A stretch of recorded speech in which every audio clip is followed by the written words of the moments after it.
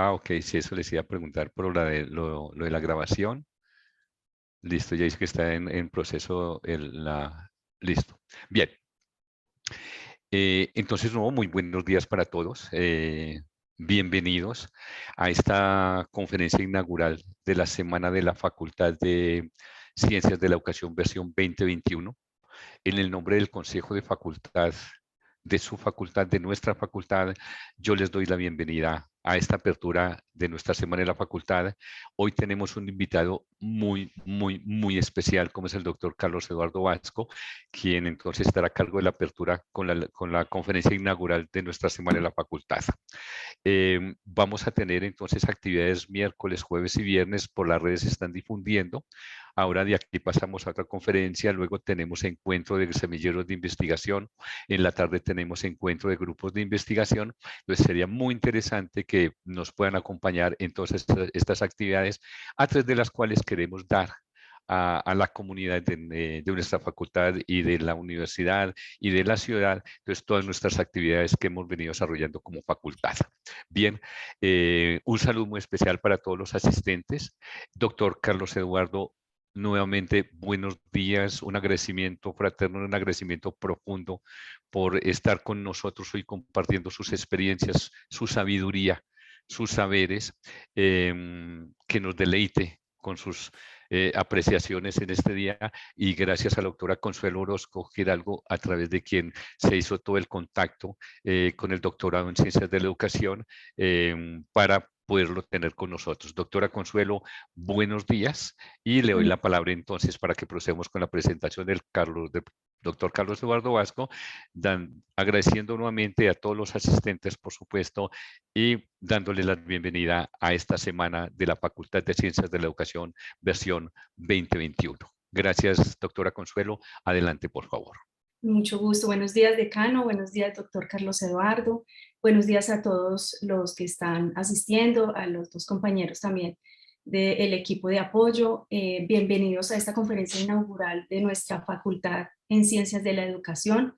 Reiteramos el agradecimiento al doctor Carlos Eduardo por aceptar esta invitación, que seguro redunda en la calidad educativa de nuestros estudiantes, de nuestros docentes y de todos aquellos que tenemos la grandiosa oportunidad de escucharlo.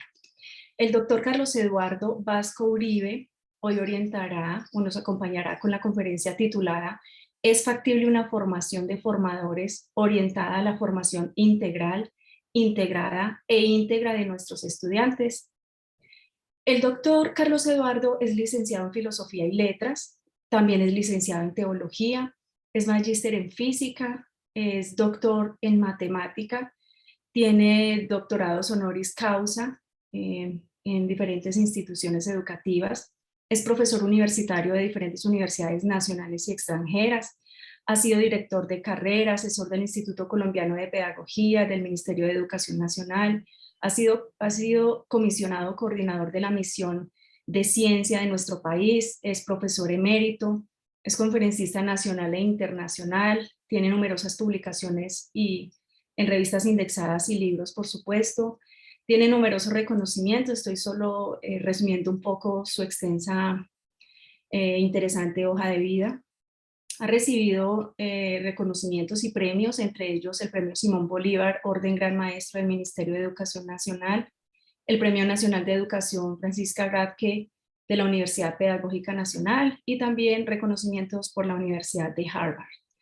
Bienvenido, doctor Vasco, nuevamente. La dinámica va a ser la siguiente. El doctor va a iniciar su conversatorio.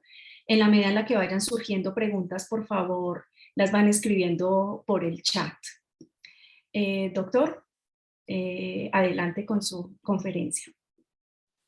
Bueno, gracias por esa presentación que puede crear expectativas exageradas y después me obliga a defraudar al auditorio. Pero lo hago con mucho gusto y no quiero perder esta oportunidad de trabajar esta pregunta sobre la factibilidad de una formación integral en todos los sentidos de la palabra. Pero para los que todavía estén un poco dormidos por la hora, quiero de una vez empezar con lo que llaman el baldado de agua fría. Y es que para no crear esas falsas expectativas, de una vez les cuento que voy a ver si me funciona aquí la pantalla para que veamos el título. Y es factible una formación de formadores orientada a la formación integral, integrada, íntegra de nuestros estudiantes. Pues les cuento aquí en secreto que la respuesta correcta es no, no es factible. Pero eso no nos debe desanimar. Al contrario,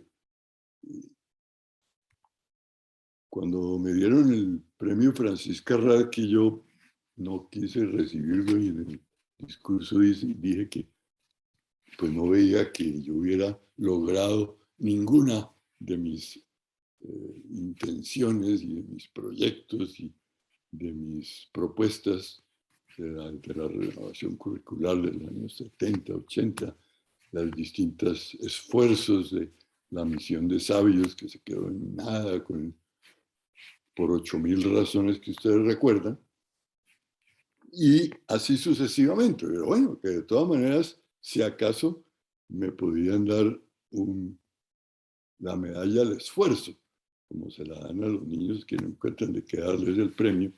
En la graduación de preescolar se le da una medalla al esfuerzo para volver a animarlo a uno a arrancar con otra misión imposible, otra salida de Don Quijote a darle lanzadas a los molinos de viento, pero probablemente los molinos de viento lo vuelvan a tumbar a uno y al final habrá un molino de viento con aspas de hoz que ciertamente lo va a tumbar. Pero lo maravilloso ha sido que siempre he encontrado la energía y el apoyo y la admiración de mis estudiantes, de mis colegas, que me obligan a volver a iniciar una nueva empresa, un nuevo proyecto, una nueva salida quijotesca.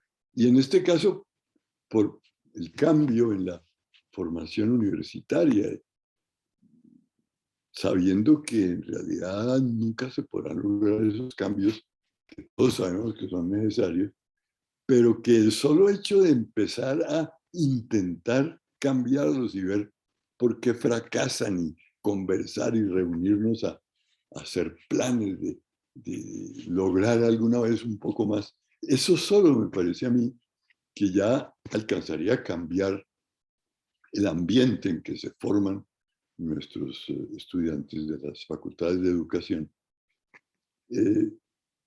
Y esta charla, más que una cátedra magistral, pues también tiene esa misma visión de pintar una utopía, pero decirles, bueno, es para que crean que sí la vamos a lograr, de pronto para la siguiente generación, pero mientras tanto, ¿por qué no empezar ya a hacer ese cambio o esos cambios y ver qué sucede? Cómo en el solo hecho de mirar ahí como de reojo, a ver quién más está esforzándose por hacerlo.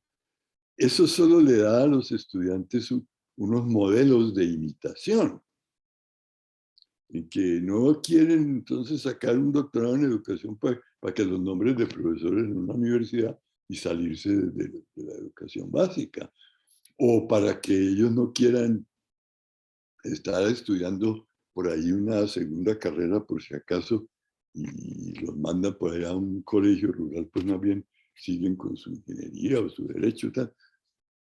Ese ambiente que no se explicita, pero se vive, es para mí lo que puede desde ya empezar a contribuir a esa formación de formadores.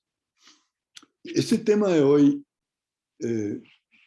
me empezó a preocupar mucho cuando ustedes recuerdan que estaba en el gobierno de Santos un famoso informe que encargó la Fundación Compartir que trabajaron Sandra García y Guillermo Perry, que ya falleció, y Juan Esteban Saavedra y otras personas de la economía, de la administración, de la educación, maravillosos, y presentaron ese informe de compartir que mostraba cómo el comienzo de la reforma educativa tenía que ser por el cambio en la formación de los educadores. Pero realmente el problema que tuve yo con estos expertos era decirles, pero bueno, y si nosotros no somos capaces de hacer todo lo que ustedes dicen que debemos hacer, entonces, ¿quién va a formar a los educadores? Pues nosotros no somos capaces, ya hoy fracasamos. Los nuevos profesores de las facultades de educación cada vez se sienten más perplejos, se les va olvidando cómo eran los colegios. Entonces, es muy bonito el informe y bueno, en ese momento ustedes recuerdan, el presidente Santos nombró a Gina Parodi de ministra. Y ella dijo que eso sí se podía. De una vez sacó una teoría de que la educación terciaria, se ve que no había entendido gran cosa de lo que propusimos en la misión del 94. Metió al SENA los institutos de las alcaldías, de técnicos, todo en educación superior, o universitaria, o terciaria. Y empezó a decir que por obligación las facultades de educación tenían que acreditarse de alta calidad. Es que la acreditación de alta calidad por principio es voluntaria. ¿Cómo ordena usted que acrediten de alta calidad? Y además, ¿cómo se hace? ¿Dónde está el presupuesto? ¿Dónde están los nombramientos de profesores de planta? ¿Dónde están las dotaciones? ¿Dónde están los materiales educativos, los computadores? ¿Dónde están las becas? Así que de matrícula cero para los mejores estudiantes que quieren estudiar educación. A ella le parecía que eso se podía hacer por decreto. Y efectivamente, pues empezó a imponer una serie de cosas como los DBAs, que es algo increíble. Dígame algo que un niño no tiene derecho básico de aprender.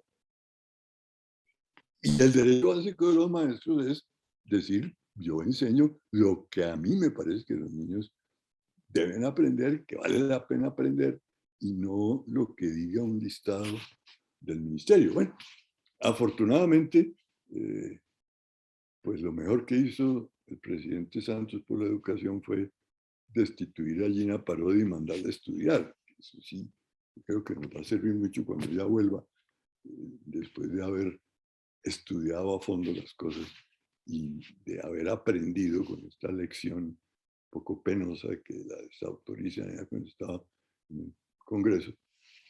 Pero es una manera de decirnos es que la misión imposible de mejorar la educación no se puede hacer por decreto.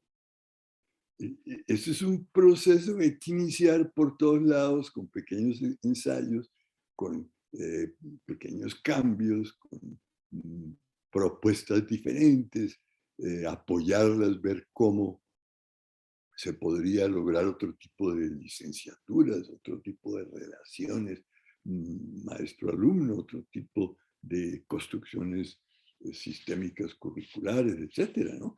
Y entonces empezaron una serie de intentos, por ejemplo, en la Universidad de La Salle, el proyecto en Yopal, empezó en algunas universidades a volver a implementar el decreto 230 que se había derogado antes de que salieran los primeros egresados. Es decir, había muchos movimientos, pero por ejemplo, veía yo que una universidad como la Universidad de La Paz en Bucaramanga manda un tipo de licenciatura como nuevo para aprovechar las experiencias del Magdalena Medio y pues lo devuelven porque no cumple con todas las características que estaban en las listas del CONACES. Entonces, ¿cómo se van a hacer las innovaciones si más bien que cortarlas no se apoyan, se les envían a expertos que evalúen no en el sentido de rechazar, sino en el sentido de mejorar, etc. Y por eso me gusta mucho que al comenzar estas semanas de la educación en esta facultad, pues también con esta charla, aun sabiendo de entrada que no es factible, pues miremos a ver cuáles de los cambios propuestos, que ustedes oyeron ya en la lista en la charla anterior, trabajemos a este tema a ver qué podemos avanzar a partir de esta misma tarde o mañana y tal cosa. Se me fueron demasiadas Fs en el título, pero es de intento porque la factibilidad es lo que en Colombia no estudiamos antes de empezar los grandes proyectos. De una vez a alguien se le ocurre, el entusiasta, el campeón, el líder, se tira al agua y los otros mirando a ver cómo se ahoga desde la orilla. No ha creado primero un grupo suficientemente grande y fuerte que se vaya convenciendo de que sí es factible y que no, y le apueste un poquitico más allá de lo factible para ver si avanzamos, así nos quedamos un poco atrás de lo que pensábamos. Y efectivamente, porque cada vez afortunadamente se va cambiando más la palabra educación por la palabra formación, que ha tenido una trayectoria muy larga en la literatura, por ejemplo, inicialmente la formación integral por allá, desde los tiempos de la educación francesa, del siglo XVI, XVII, antes de la Revolución. Ya se hablaba de la cabeza bien formada por Montaigne, después vino la pedagogía católica, que fracasó también en Francia, sobre todo cuando se acabaron todos los colegios religiosos, cuando la Revolución Francesa y demás.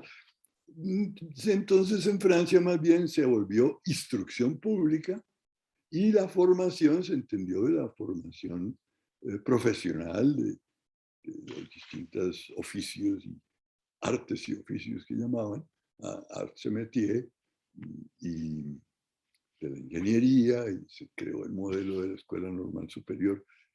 Pero realmente la educación nunca fue ni siquiera una facultad universitaria hasta los años 60 del siglo pasado. Por lo tanto, la palabra formación en Francia también cambió mucho. En inglés prácticamente no se usa esa palabra. Allá, por ejemplo, la formación de profesores la llaman nada menos que teacher training, entrenamiento, pues más o menos como entrenar fútbol, pues. Es decir, creer que a uno lo entrenan, ¿no? O que lo capacitan porque es incapaz en un curso, en un seminario. Pues realmente es un problema complicado de entender que la formación es una cosa de toda la vida.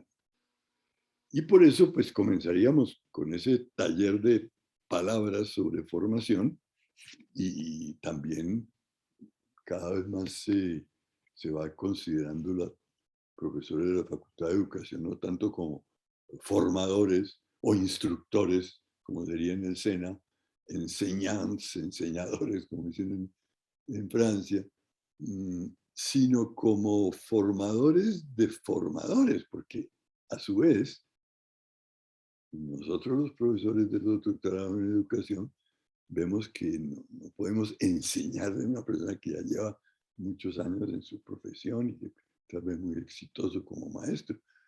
Pero estamos formando formadores y a su vez los profesores de la Facultad de Educación se van convenciendo de que no están formando maestros para tapar huecos en las vacantes, sino para formadores de formadores también. Y esa cadena, dijéramos, de formación y formadores, es lo que estaríamos construyendo para que alguna vez cambie de una educación o de una instrucción o de un entrenamiento o de una instrucción a una formación en el sentido más integral de la palabra. Y casi que digo formación de los formandos, entonces sí hubiéramos quedado con muchas Fs, pero sí quiero que empecemos con las Fs, porque empieza uno a hablar de educación y de las facultades de educación y de las ciencias de la educación. Y un momento digo, bueno, ciencias de la educación, pero la educación es una ciencia, ¿o no? ¿Cómo es que hay doctorado en psicología, doctorado en sociología y doctorado en educación? Recuerdo cuando empezamos el doctorado que llamamos en ciencias sociales, niñez y juventud, en Manizales, con la Universidad de Manizales y el CINDE.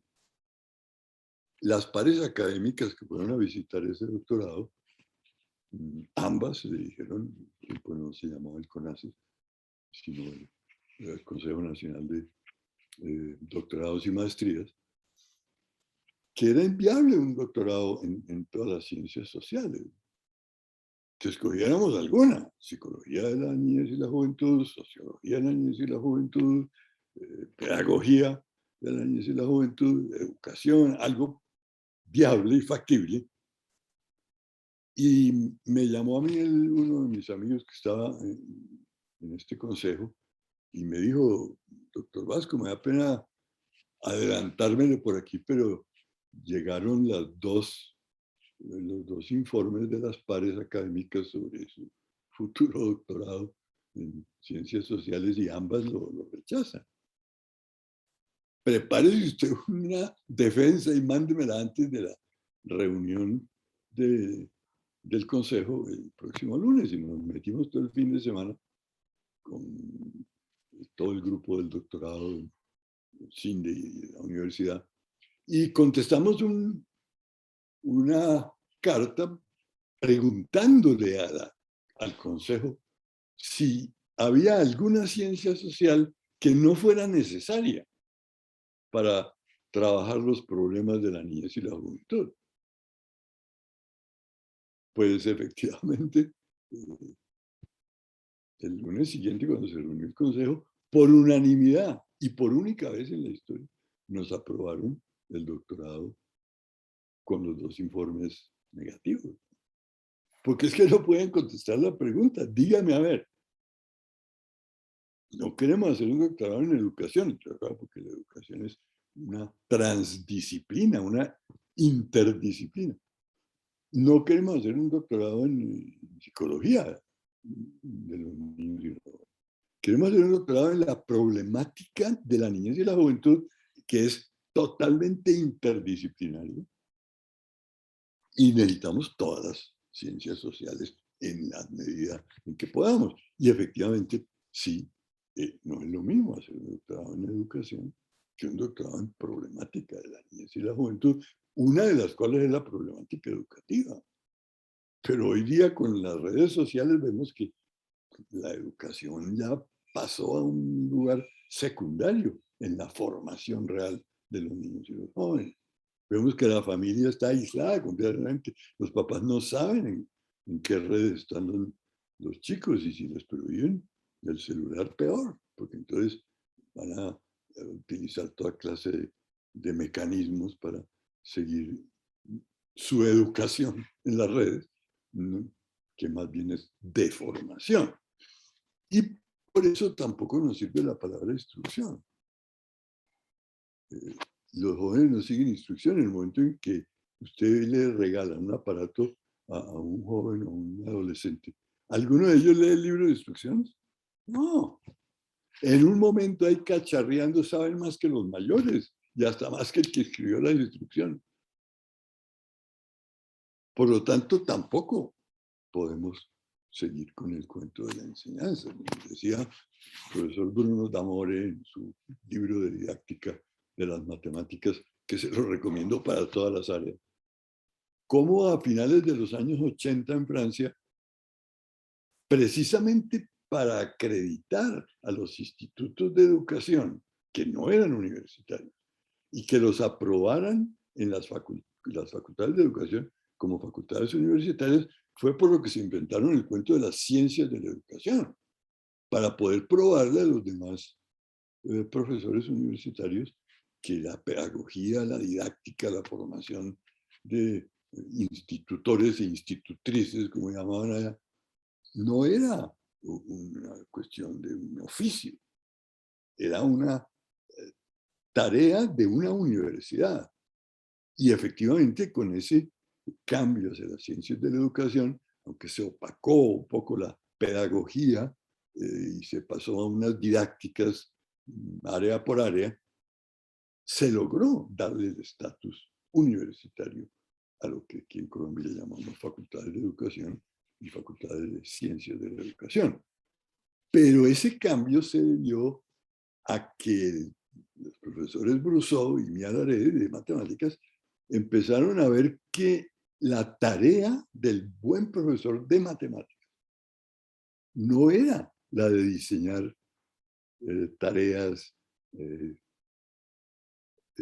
problemas, exámenes, de diseñar currículos con contenidos, con objetivos, sino que más que enseñar bien matemáticas, lo que se trataba era de diseñar situaciones de aprendizaje en la que profesores y estudiantes se metieran de lleno a un problema interesante en donde todos aprendieran, en donde cada uno asumiera su rol de cotutor del otro y que el diseño de estas situaciones didácticas, no de enseñanza, sino de aprendizaje, y la gestión difícil de esas experiencias de situaciones y situaciones, era la que llevaba a aprender a fondo, profundamente, conceptualmente. Y entonces se cambió de la enseñanza al aprendizaje y se dejó un poco atrás la idea de socialización que en la sociología francesa es la preponderante desde Durkheim. Por lo tanto, claro que la socialización es lo más importante que ocurre y por eso los niños quieren volver a los colegios porque para ellos es ese club social el que ellos echan de menos. Ellos no quieren ir a estudiar matemáticas, cosas de esas. Ellos quieren ir a estar con los amigos, a los deportes, a jugar, a empujarse, a pelear, a coquetearle a la niña, etc. Son cosas que no se pueden hacer virtualmente ni por homeschooling.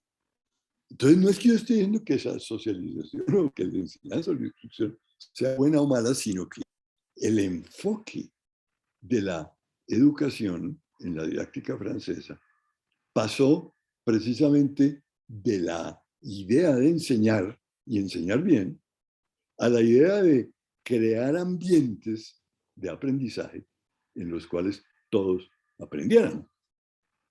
Y por eso no es que se pierda la idea de culturizar, inculturar, aculturar, sino que se ve que eso está ocurriendo de todas maneras.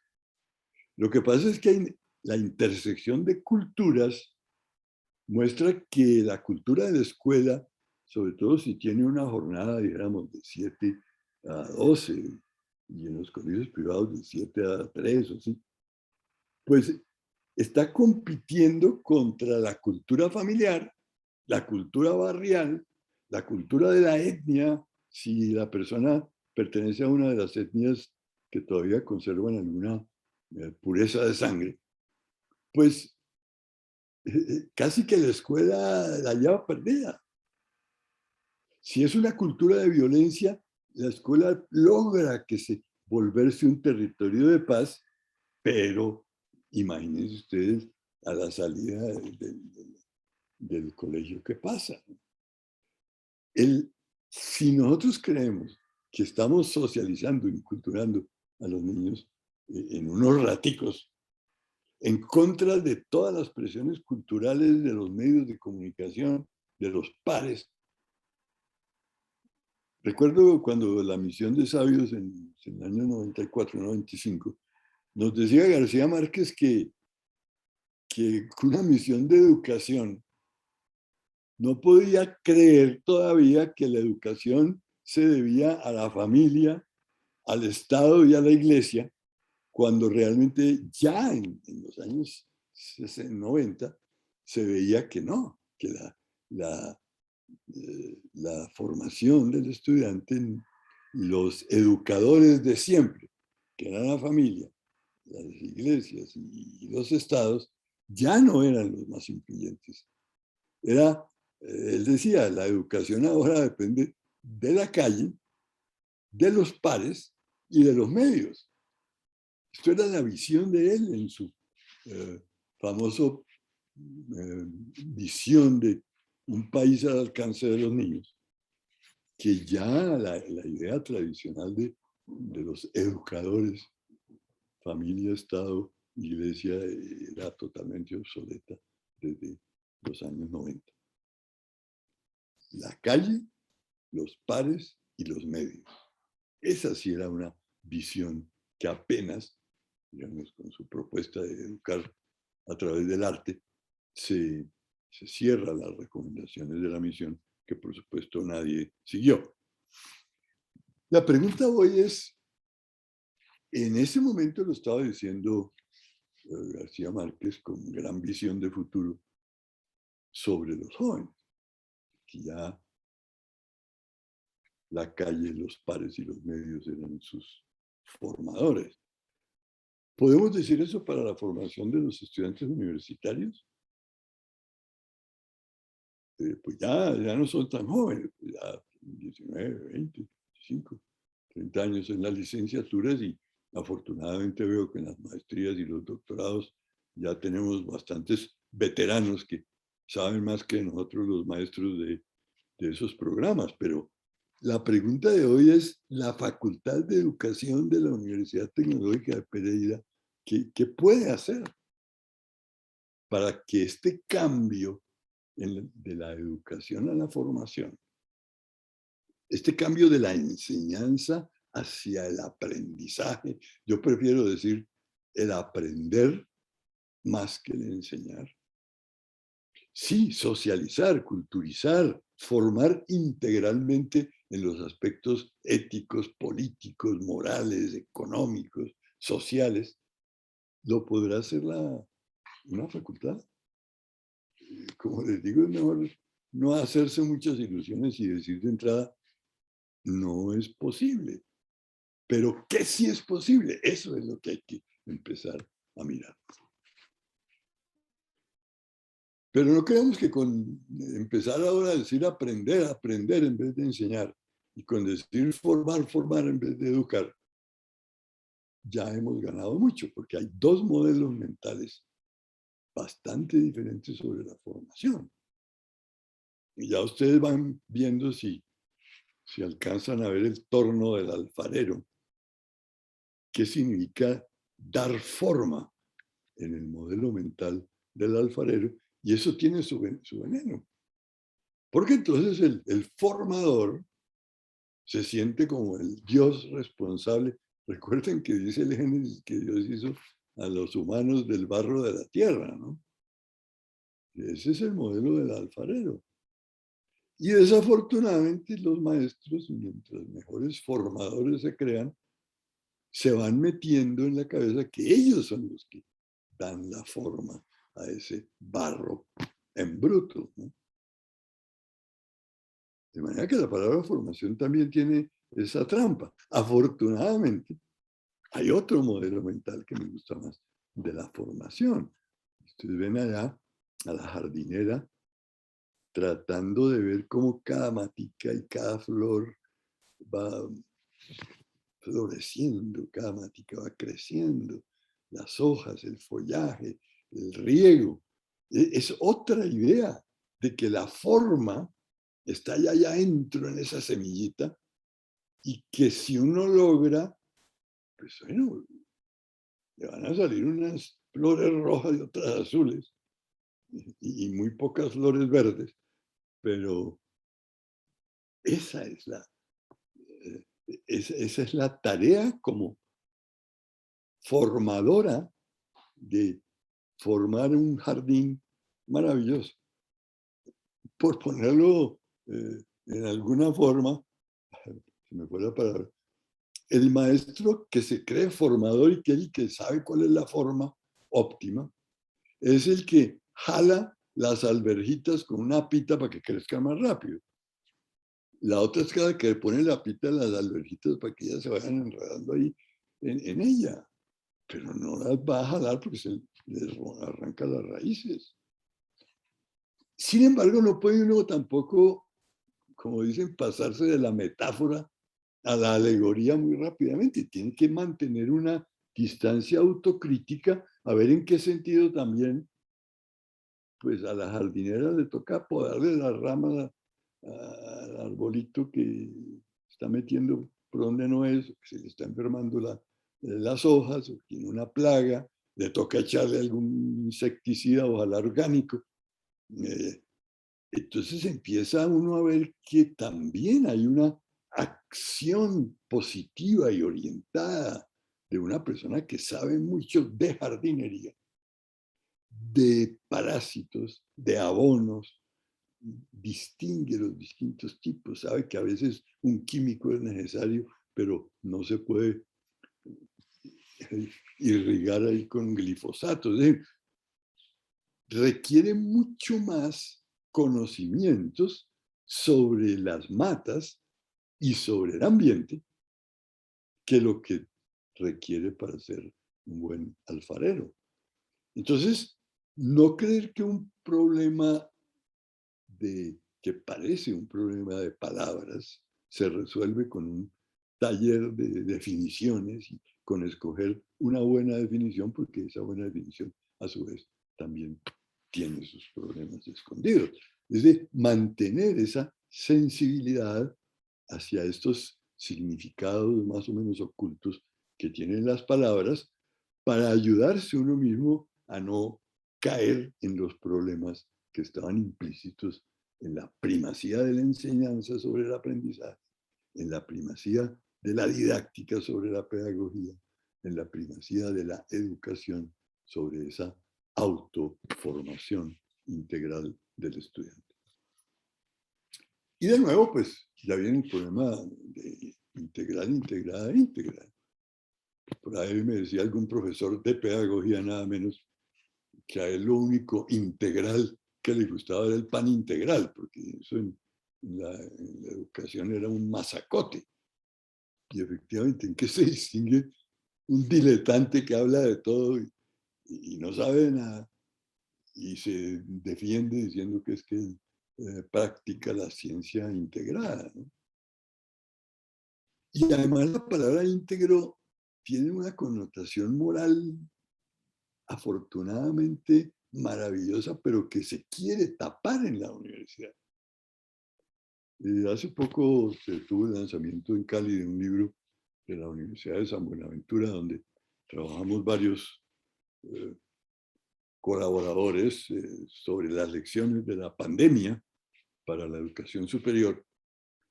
Y una de las cosas que notamos y que señalé en mi contribución es que las universidades se han querido salir intencionalmente de la integridad moral de sus estudiantes. No quieren meterse en eso.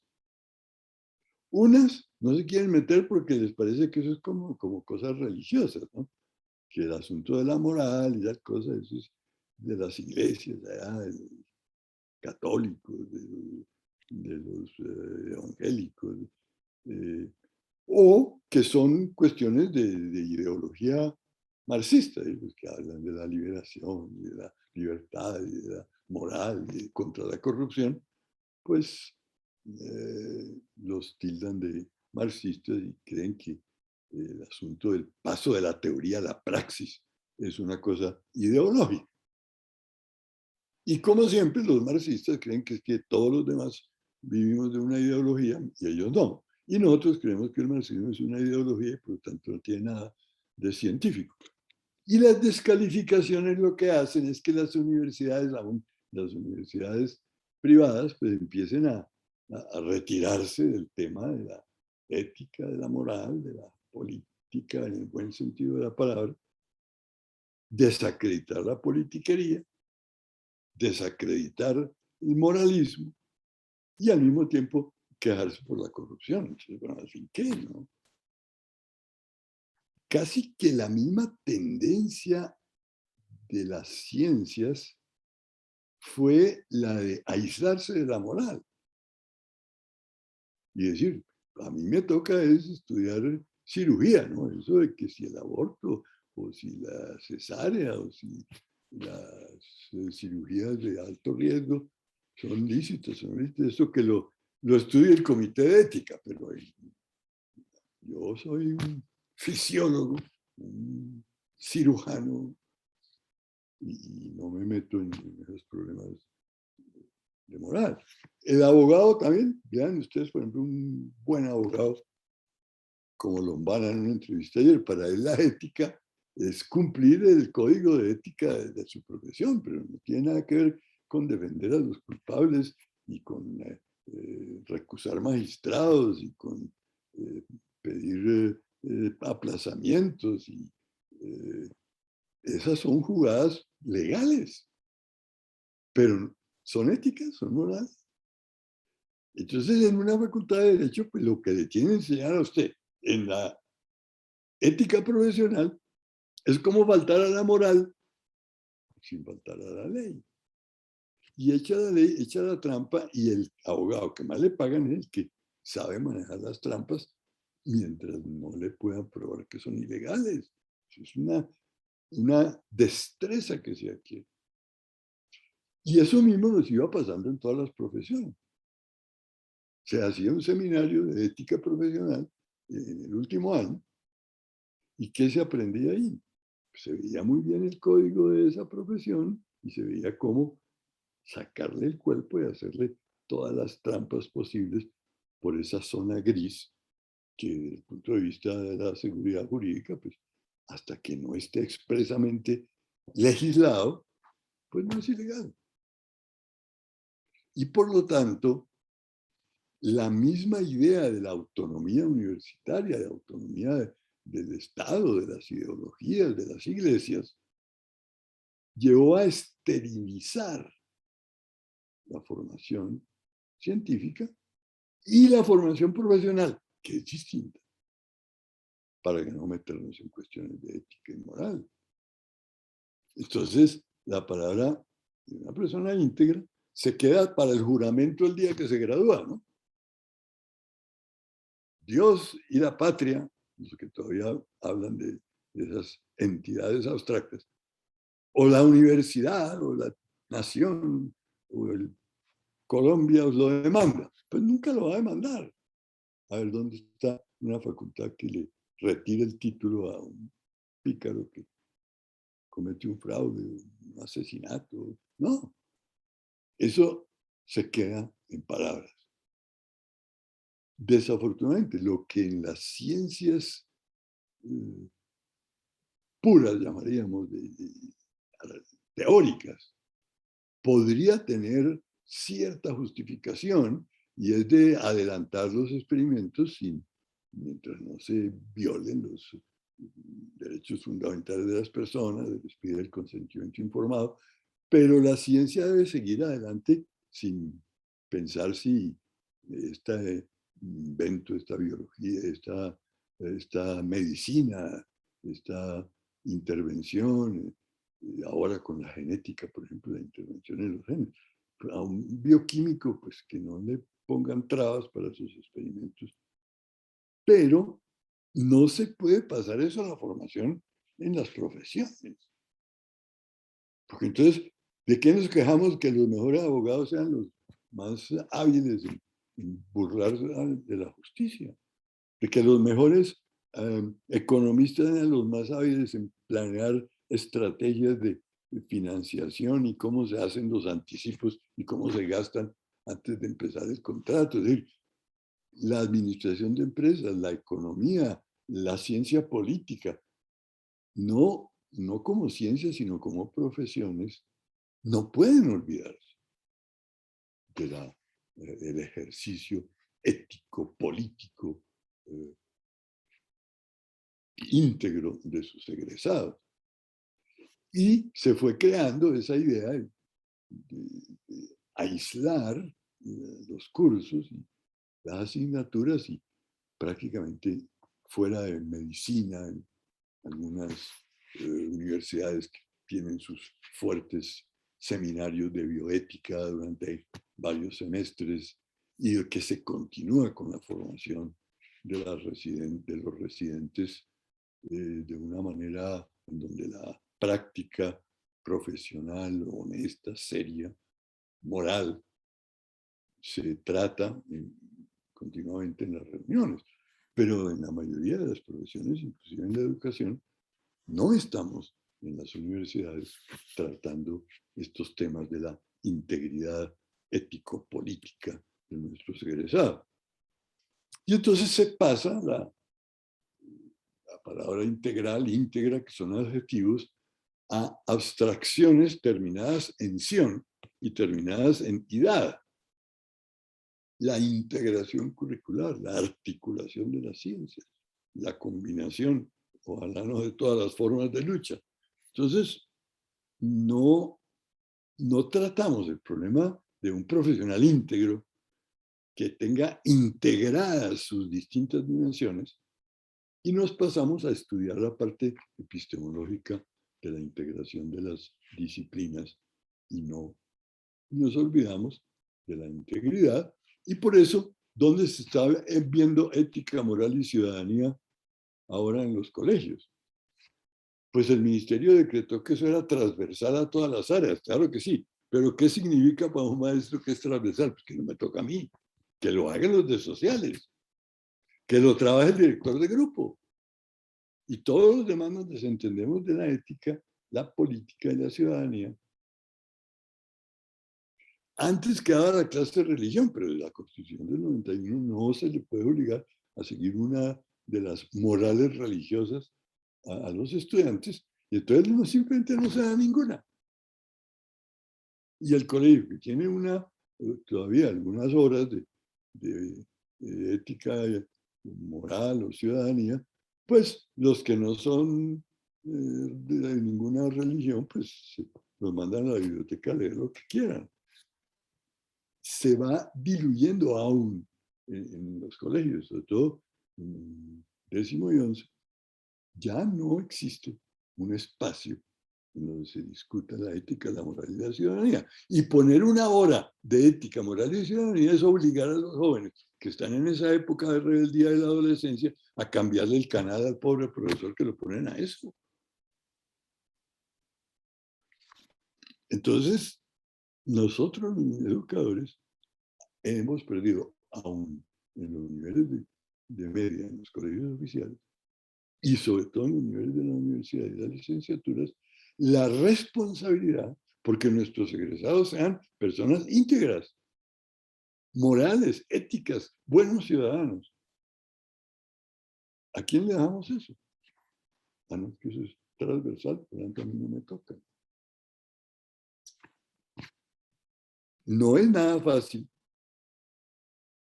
pasarse de los abstractos en idad y en ción a ver qué hacemos nosotros la semana entrante cuando vuelvan los estudiantes a presencial, ¿no?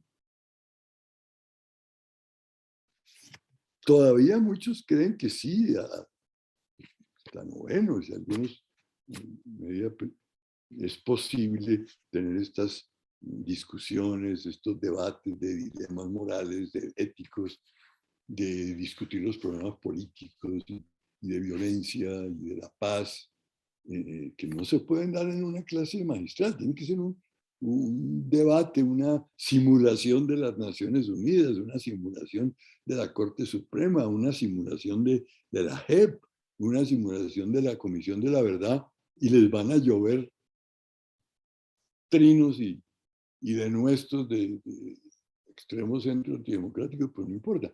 Por lo menos muchas personas sí ven que es posible hacerlo en los colegios, pero en la universidad veo que cada vez menos.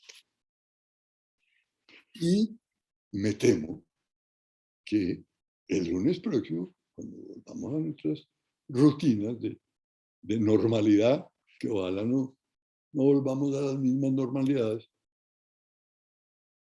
vamos a sacar la mano y decirnos que no nos toca a nosotros. Desafortunadamente, en la universidad lo veo muy poco factible mientras nosotros ya nos hayamos tragado esa idea de que eso le toca a los profesores de sociales de los colegios, que eso le toca al director de grupo, que eso le toca al capellán en donde todavía lo hay.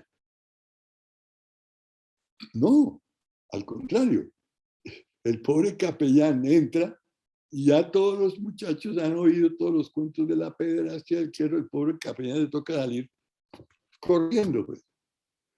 El profesor de sociales que diga que va a dar una hora de moral o de ética, lo que sea, de una vez le cambian el canal a los estudiantes. Y más si están virtualmente, pues se ponen a ver videos en tablet mientras aparece la cara en la pantalla. Sí, estaba yo viendo aquí con los niños que están yendo a los colegios, como en estas fincas aquí del norte de Bogotá, pero los niños tienen computador, televisor de no sé cuántas pulgadas, tablet y celular, pues saben atender que se les vea la cara ahí en la pantalla, mientras por aquí abajo están haciendo otra cosa, chateando con los amigos y jugando Roblox. Por eso lo veo difícil para la educación terciaria encarar el problema de qué sí se puede hacer en una licenciatura en educación, en una universidad, sobre todo pública, sobre el problema de la formación de la integridad moral, ética y política de sus egresados. Y lo mismo pasa con ciencias de la educación, lo mismo pasa con llamar la pedagogía una ciencia, o llamar la didáctica una ciencia, o llamar la ética una ciencia. No nos ganamos nada porque tampoco vemos cómo internamente vamos llamando ciencia y disciplina a algo que se concreta en la teoría y no trabaja la ética, la moral y la ciudadanía. Algo nos ganamos reconociendo que la educación y la pedagogía son esencialmente pluridisciplinares antes de que apareciera la palabrota. Como les comentaba la vez pasada en la conferencia, en los años 70, el padre Borrero, por iniciativa de unos amigos de él en Bélgica y en París, quiso iniciar una facultad de estudios interdisciplinarios. Y por supuesto la maestría primera era la de educación que dirigía Benjamín Álvarez, porque es que la educación es interdisciplinaria antes de que se hubiera inventado la palabra. Pero inmediatamente se reduce a integrar disciplinas. Claro, integrar psicología, sociología, antropología, pero ¿a dónde queda la ética, la moral y la ciudadanía? Tampoco aparece. A través de la metodología de investigación, por ejemplo, se introducen algunos temas de ética. Los comités de ética tienen que aprobar consentimiento informado, hay que ver qué se hace, que no se intervenga, no se pregunten cosas y no se exija a los niños hablar de ciertas cosas, pero eso se vuelve un problema casi de tácticas y estrategias metodológicas que alguien tiene que cuidar, pero que uno se limita a que ya una vez que les firmaron el consentimiento informado ya no se fija en los efectos que pueda tener, y también la metodología se vuelve una teoría del método y no una práctica ética de la investigación. Y si fue difícil lograrlo, integrar las disciplinas como mandaba la Ley General de Educación, tener áreas que podríamos llamar transversales, los proyectos ambientales, escolares, PRAE, se quedan en el papel. Al fin el PRAE lo viene a hacer solo el profesor de biología. Al fin el problema de la educación sexual se llama al profesor de biología, pero sí, él no sabe ni quiere saber de eso. sí es bien difícil el ver qué pasa con la educación ética y moral, con la educación política y no politiquera, con la educación sexual, en los colegios, pues en la universidad es prácticamente imposible ya. La esterilizamos para que esos temas no se toquen en la universidad y de que nos quejamos entonces después. De nuevo, ¿será factible hacer esto en nuestra facultad? Algunos profesores tímidamente empiezan a hacerlo y inmediatamente, por un lado o por el otro, les caen. O porque usted a eso no le toca, o porque usted en eso no se meta, o porque se quejan los padres de familia, porque se quejan los estudiantes, o porque los unos dicen que es que los otros están utilizando esos seminarios para meterles una ideología marxista, y los otros dicen que los están utilizando para meterles una religión fanática. Ustedes, ¿cuál es el problema que ven ustedes ahora en Kabul?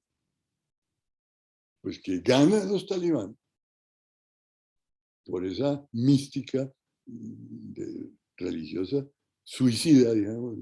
Ya los gringos les pueden meter 100.000 soldados, $1 trillón y 20 años de bombardeos y no les bajan el entusiasmo, mientras que las demás tropas se desmoralizan. Pero ¿qué pasa? A los 8 días ya la división interna entre los chiitas y los sunitas, porque los chiitas se apoyaron en Irán y le colaboraron al gobierno de Karzai, pues ahora los sunitas ponen bombas en sus mezquitas. Es decir, no se puede negar, y la prueba es el éxito que ha tenido todos estos grupos islámicos, que una persona con una convicción moral de que el Corán le manda matar a los infieles, así sean también islámicos, pero de otra versión, aún con la ofrenda de su vida, y lo ponen de mártir y de héroe y que Alá lo va a premiar en el paraíso. ¿Y quién ataja eso? Pero entonces nosotros utilizamos que no se metan las religiones, que no se hable de Dios ni de bien y el mal y que no se puede polarizar y tal. Y nos cerramos la puerta a tratar con franqueza y con la vulnerabilidad que da exponer ante los demás sus dudas morales. Entonces, tampoco estamos haciendo nosotros el uso de lo que nos daría la transdisciplinaridad de la educación y la pedagogía para lograr introducir ahí los aspectos de la formación integral de la persona. Antes decíamos del hombre. Las mujeres también necesitan y quieren y aprecian mucho la moral, pero entonces se desvía la atención para decir que eso son cosas pues femeninas, que eso es para los colegios de monjas, que está bien que la normal de las hermanas de la caridad sí trate esos temas acá con las niñas, pero aquí no, porque esto es una institución oficial.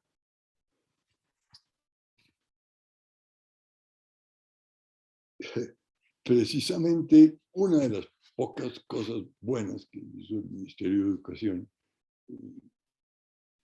en tiempo de Samper, cuando Jaime Niño, fue ese decreto 230, en donde se puso la pedagogía como la disciplina fundante de las licenciaturas. Entonces se propuso que las prácticas debían empezar desde el primero a más tardar el segundo año. Muchas licenciaturas empezaron a cambiar con el 230. En universidades públicas como la Distrital, por ejemplo, recuerden la licenciatura en matemáticas, y lo mismo en las universidades privadas donde empezaron a tomar en serio el 230. Y todavía no se había graduado ningún estudiante cuando ya quitaron el decreto y volvieron a exigir los currículos que se separaran. Y no podía haber dos especializaciones en la misma licenciatura. De manera que estamos como retrocediendo aún en los pocos pasos que dimos. Y de nuevo, perdiendo la gran oportunidad de que lo que llamábamos ciencias de la educación en plural, que tan brillantemente todo el grupo de Olga Lucía Zuluaga y a Jesús Alberto Echeverri en Medellín, con el trabajo sobre Foucault, mostraron cómo las ciencias de la educación habían ocultado a la pedagogía, y Rafael Flores, allá mismo en Medellín, en la de Antioquia, propone tomar esta idea de la discusión francesa sobre pedagogía para volver a la centralidad de la enseñabilidad, la educabilidad y la centralidad de la pedagogía. Pero también lo perdimos muy pronto y volvemos a hablar de ciencias de la educación sin caer en la cuenta de por qué fue ese debate. Volvemos otra vez a echar para atrás los aspectos ético-morales de la profesión de maestro como más importantes que su calificación científica, y se vuelve a exigir que se especialice en una sola área curricular. Esas preguntas de quién soy yo y quién es mi alumno son preguntas filosóficas, son preguntas de la ontología, de quiénes son los seres que viven en mi aula y en mi cerebro y hasta en mis pesadillas, como les decía. ¿Cuál de todas las ciencias sociales y humanas, cuál de todas las ramas de la filosofía, la estética, la ética, la ontología, la gnoseología y la epistemología, no son necesarias para tratar los problemas de la formación? Y ya las preguntas de la didáctica, que antes era cómo enseñar, aún esas, desde la pedagogía, en su mejor sentido, se critican y se muestra cómo se puede enseñar muy bien y los estudiantes no aprendan nada.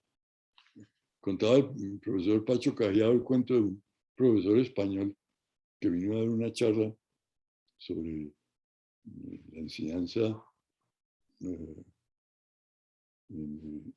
un colegio privado de Bogotá, y vino con su hija y con un perrito, y entonces puso el perrito ahí encima de la mesa y explicó cómo ella y su hija y su esposo pues llevaban varios años enseñándole inglés al perrito, y el perrito ahí echado.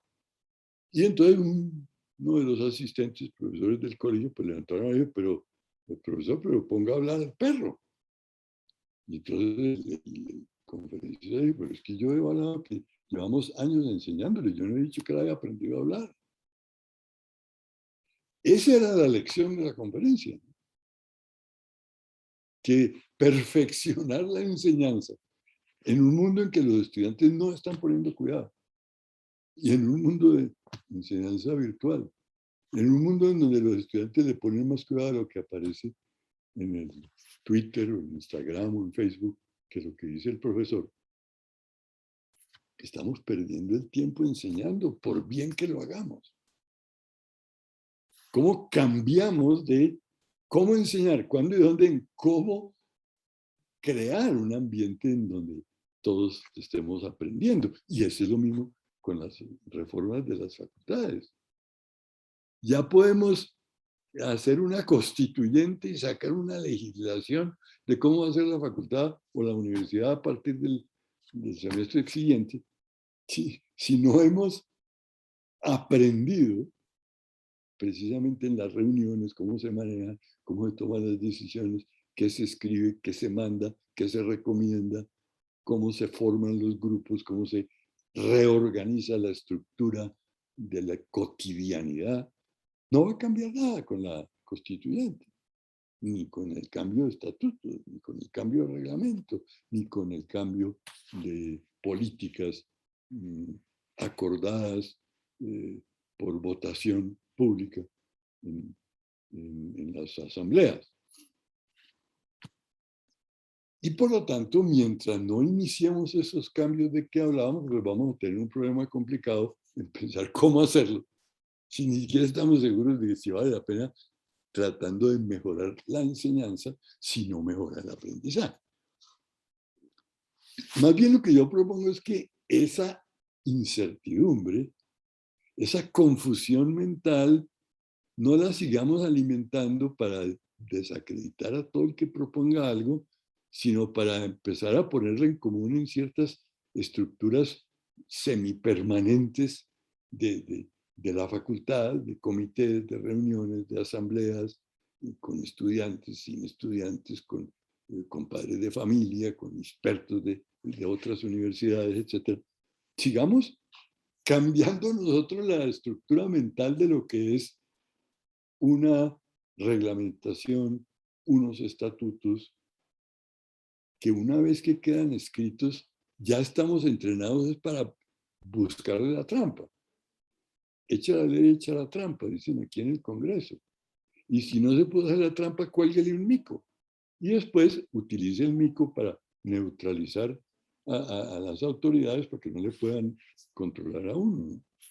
Es que en este país la factibilidad es mucho más difícil que en otros países que tienen otras tradiciones de debate, de reuniones de profesores, de respeto a cada una de las cátedras. Y aún en esos países se va alejando el tema de la moral y de la política de la academia. Por eso tenemos que ser muy realistas y decir, sabemos que no es factible, pero ¿hasta dónde podemos empezar? Ya desde las mismas reuniones y escrituras de actas y peleas por cambios en el reglamento, no nos quedamos en la parte escrita, sino en analizar los procesos que llevaron a acordar ese texto. Recuerdo cuando Antanas Mocos lo nombraron alcalde, pues empezó a ver que realmente la ley, la legislación y la reglamentación y todo son esenciales porque el alcalde no puede hacer nada que no esté habilitado legalmente para hacerlo. Pero entonces empieza a hacer las reuniones con los jóvenes, reuniones con los concejales y tal, y ve que aquí el problema es que en las mejores reuniones, en donde se logra un consenso y un acuerdo y una votación, al día siguiente ya no estamos cumpliendo lo acordado. Y con el buen ejemplo de nuestros líderes, que desde que se firme el acuerdo de La Habana ya dice que no lo van a cumplir. ¿Qué nos ganamos con hacer acuerdos? ¿Por qué le pedimos a los estudiantes que se vayan a sentar en una mesa a hacer acuerdos si ellos saben que este gobierno se comprometió a hacer trizas el acuerdo desde antes de asumir la presidencia? Si es que todavía la ha asumido nuestro líder, que no lo dejó posesionar allá el senador Macías. Hombre, pues. Es que el problema es que una actitud de las personas que tienen autoridad,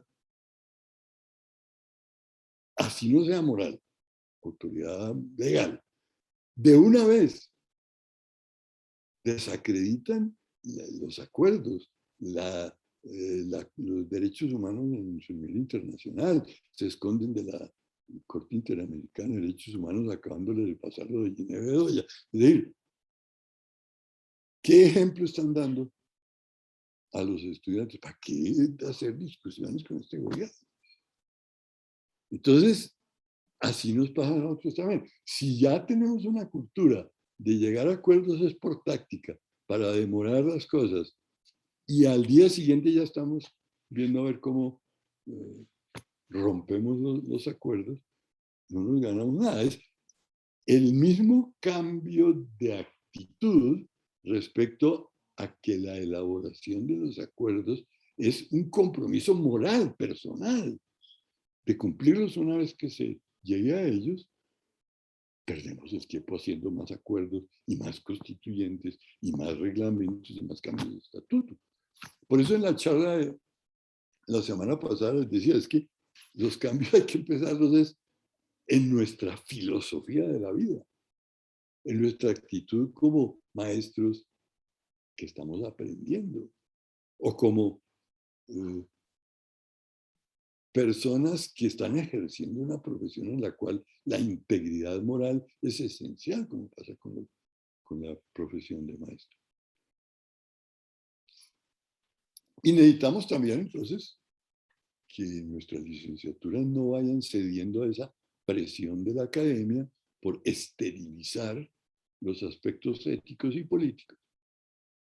No vaya cediendo a esa presión de individualizar cada asignatura para que usted solamente puede graduar de licenciado en física, en matemáticas, en biología, en química, cuando así no es el mundo de la educación y mucho menos en los colegios. ¿Cómo cambiar entonces en la concepción de nuestro rol como maestros cuando estamos diciendo que vamos a cambiar de la enseñanza y el enseñar bien al aprender profundamente? En el programa de enseñanza para la comprensión, Teaching for Understanding de Harvard, nos costó mucho tiempo cambiar de un modelo exitoso como era Teaching for Understanding a Learning with Understanding. No que vale la pena enseñar, sino que vale la pena aprender. No cómo enseñar bien, sino cómo crear un ambiente en donde se aprenda bien. Es un cambio de rol muy complicado, porque es cambiar del rol del alfarero que le da la forma que nosotros creemos correcta al estudiante, al jardinero que tiene que saber química, biología, ciencias ambientales, antropología, botánica, zoología y todo lo que usted quiera. Entonces, sí es un cambio muy difícil. Pero a su vez, también tenemos el problema del cambio que ha habido en FECODE y en las facultades de educación, de que ya no quiere usted que le digan maestro. Mientras usted dice maestría en educación y no quiere que le digan maestro, sino profesor, ya estamos confundidos en el rol del profesor universitario, que ya no es que profesa una ciencia, en el rol del profesor del colegio, que ya no profesa ni enseña, sino que es un guía, un tutor, un mentor del aprendizaje, pues tampoco estamos logrando nada. Entonces, los cambios de rol que en la universidad veíamos en general son muy difíciles. En la Facultad de Educación son triplemente difíciles. No vamos a cambiar de nuestra concepción del rol porque llevamos años depurándola y internalizándola y sintiéndonos orgullosos de ella, a veces avergonzándonos de ella, a veces cambiando el letrero, que nos digan docentes, que nos digan profesores, pero que no nos digan instructores ni maestros. Entonces, cuando uno cae en la cuenta que es que el ser maestros no es un título que le debía dar a uno en la universidad, sino cuando los alumnos le empiezan a decir a uno maestro de corazón, cuando el alumno dice, el maestro dijo tal cosa, no por repetir, sino porque le parece que esa es la sabiduría que él aprendió. Seguimos entonces perdiendo el tiempo haciendo reformas y haciendo reuniones, cambiando reglamentos, ¿no? Los cambios curriculares se vuelven, yo digo, sacarle fotocopia a los índices de los libros de texto, hacer tarjeticas y ahora que se hacen por computador, cambiarle el orden a las tarjetas. Pues, eso no es una reforma curricular. Es un cambio de semáforo, como dicen en algunas partes, pero bueno, que usted ponga una calle de una sola vía o que exija que primero vea tal cosa antes que otra, pero ¿cómo es posible que todavía estemos haciendo ese tipo de cambios curriculares sin caer en la cuenta que son cambios de rol de cada uno de nosotros. Y sí cambia el rol del estudiante con el acceso a la tecnología y nosotros no cambiamos nuestro rol. Para ponerles un ejemplo sobre esto de la tecnología, los profesores de matemáticas no dejamos que los alumnos utilicen el Internet, las calculadoras en clase. Pero si en el siglo XXI ningún profesional que use las matemáticas se le puede prohibir que use calculadoras y computadores y el Excel, y los simuladores y los programas más difíciles de manejar, pero que hacen las matemáticas de tipo simbólico mejor que nosotros. Entonces, se queda sin preguntas de examen los profesores, pues que se queden sin preguntas de examen, que no hagan examen, que vean a ver cómo los mismos estudiantes se sienten muy contentos de ir aprendiendo más y más. Pero no hemos cambiado nuestro rol de enseñar matemáticas. Estamos buscando maneras de mejorar la enseñanza, cuando a los estudiantes ya no les importa. Yo le decía a unos profesores de trigonometría, mire, enseñar trigonometría plana hoy día, que ya ningún topógrafo la usa porque todos usan el GPS del celular. Pero enseñe la trigonometría esférica del GPS. Ah, es que yo no sé, bueno, pues mejor todavía, porque todos los estudiantes van a sentir que usted está aprendiendo con ellos. Y seguro que va a salir un hacker por ahí de 15 años que sabe más de GPS y de giróscopos que usted o que yo. No hemos aprendido que el cambio de rol es una cuestión sociológica que nos metemos nosotros en la cabeza sobre una cultura. Es muy difícil de cambiar, pero como no cambiamos tampoco las relaciones interpersonales, en las cuales nuestros estudiantes se convierten en retadores, preguntones, criticones, pero que nos aportan otra sabiduría diferente de lo mismo, porque es de las mismas matemáticas. Pero si ellos saben más programación que nosotros, pues programación de computadores es de matemáticas. La informática toda es una ciencia formal. Entonces, si es difícil cambiar el rol, aprovechemos por lo menos la posibilidad de cambiar las relaciones interpersonales y vamos a ver hasta qué punto podemos hacer. Debido entonces a lo avanzado de la hora, vamos a pasar rápidamente por estos cambios también, como les decía a ustedes, para tener la oportunidad de que no es en la conferencia donde se van a lograr esos cambios. Más o menos la conferencia les quiero más bien es poner alertas de lo difíciles que son y echarles el baldado de agua fría de que no es factible lograrlo en una semana, ni un semestre, ni un año. Pero que sí es maravilloso empezar a prever para dónde y por dónde y hacia dónde hacer el cambio. Yo estoy cansado de oír a los profesores de las facultades de educación más importantes de este país que llevan 40 años hablando de que hay que cambiar, que hay que pensar en otra cosa, que la pedagogía es distinta. Bueno, pero dígame, ¿cómo? Ya estamos cansados de decir que hay que cambiar. Dígame, ¿para dónde? ¿Y cómo? ¿Y cuándo? Y ya.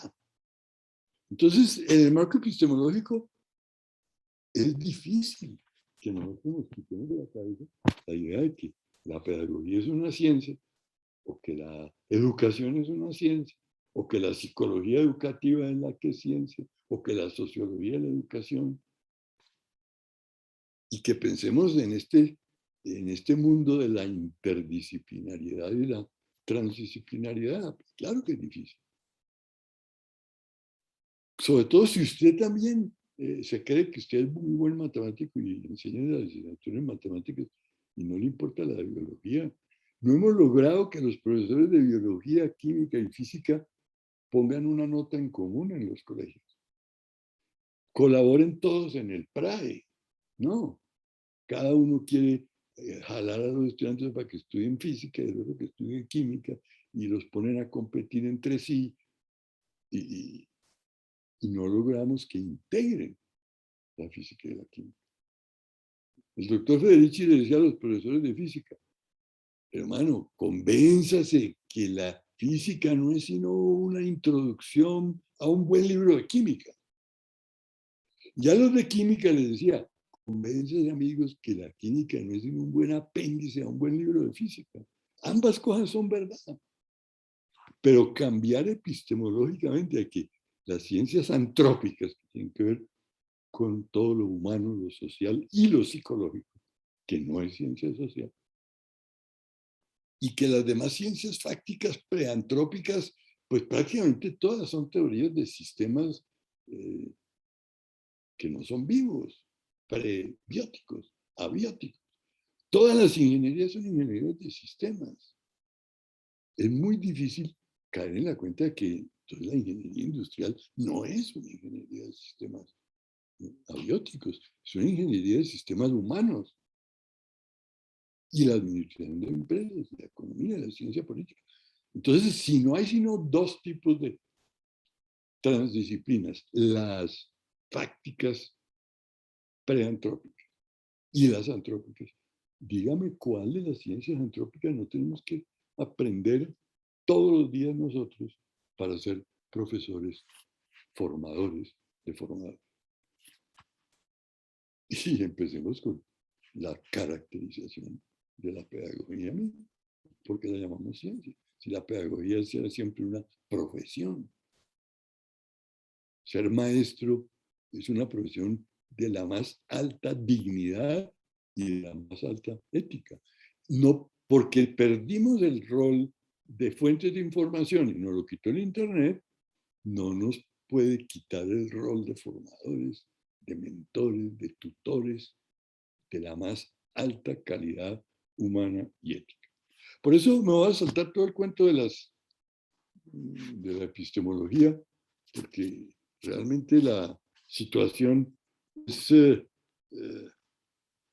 bueno, perdón, aquí me salgo de la pantalla para terminar con la lista de estos cambios sin preocuparme tanto por cada uno de ellos en particular. Entonces, el cambio epistemológico, evidentemente que requiere toda una reflexión, pero es los demás cambios los que empiezan. Vamos a ver si ahora por favor me indican si ya aparecieron los cambios en el dispositivo curricular. Pues también es un cambio sistémico el que necesitamos, no es simplemente, como les decía, cambiar papeletas, ya así sean en notas del computador para diseñar un mejor currículo. Es pensar qué es ese periodo de 4, 5 años, 6 años que tenemos a unos futuros formadores con nosotros. Ya no se trata de diseñar buenos currículos, buenos materiales, ni siquiera de enseñar mejor, sino como ver qué hacemos para configurar experiencias, llamémoslas seminarios, talleres, llamémoslos paseos educativos, llamémoslos visitas a otros lugares, al zoológico, en donde seamos mejores personas cuando salimos que cuando entramos. Y esto exige también que en la universidad nos acordemos que la licenciatura en educación no puede ocurrir solo en la universidad. Tiene que estar ocurriendo al mismo tiempo en los colegios en donde van los estudiantes de prácticas, en los colegios donde están nuestros egresados. Hay que cambiar la idea espacial de que la Facultad de Educación es un edificio más o un piso en un edificio y requiere un cambio espacial y temporal, porque entonces un currículo así ya no es de 8 a 6 y no es de lunes a viernes, que vamos a perder los sábados, que vamos a tener que meter todo un fin de semana a unos talleres, o unos retiros, o unos seminarios, unas zangas, o como queramos hacer si vamos a meter los aspectos del yoga en nuestras licenciaturas. Y ya a la hora de clase, los 45, 50 minutos, ni siquiera las 2 horas una de 8 a 10 y la otra de 10 a 12, nos permiten hacer un buen seminario de ninguno de estos tipos de temas importantes. Y por eso también las concepciones del rol del docente, un cambio psicosocial complicado. Estamos en un teatro en donde tenemos que aprender roles y jugarlos y presentarnos como actores, sabiendo que ya no somos el actor principal. Y todos lo decimos, no, el actor principal es el estudiante. Así, no lo veo que usted lo esté representando muy bien su rol de actor de reparto o de actriz de reparto. Y no veo que usted esté dando a sus estudiantes y a los profesores recién entrados el papel de coformadores. Necesitamos también extras. Y es que ahora los estudiantes y los extras muchas veces se ganan el premio del Oscar porque lo hacen mejor que los artistas bien pagados, ¿no? No entendemos que cuando llegamos a un colegio, a una práctica, hasta el celador, el portero, la aseadora, la secretaria, se convierten en fuentes de información, en personas que están continuamente apoyando a la formación de los estudiantes del colegio. Y por eso ese cambio espacial y temporal de lo que significa una facultad de educación es muy difícil de lograr. Le doy muy pocas probabilidades de éxito, pero arranquemos y verán que es muy satisfactorio iniciarlo. Y lo mismo el cambio de rol del profesor de básica y media. En un año de la pandemia nos hicieron adelantar 10 o 15 años. Aprovechemos ese empujón para los cambios. Y el profesor, nuestro estudiante, muchas veces ya está trabajando. No es que en las prácticas vayan a hacer su práctica, lo más probable es que ya él está en la jornada de la tarde haciendo la licenciatura para profesionalizarse, o está haciendo la maestría, pero no lo tratemos como un estudiante que acaba de terminar 6º grado en la normal. Un estudiante que está en 6º grado en la normal, cuando pasa a ciclo complementario, ya tiene 11 o 12 años de experiencia. ¿Por qué no lo aprovechamos?